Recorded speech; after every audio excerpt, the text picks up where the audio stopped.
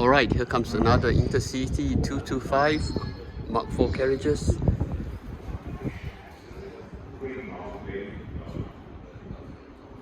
So it's really nice. Once again, I say the same thing almost every week, but we know that these trains are close to being retired now, and it's really nice being able to ride on them for a little longer. Anyway, here comes the InterCity 225.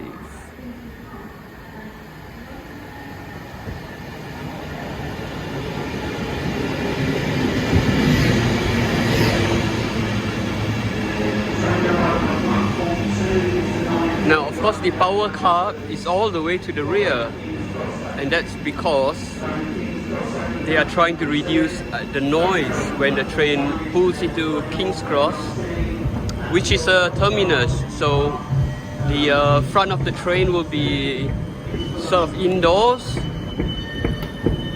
in a way. Okay, it seems quite noisy, but we'll make it. Not going.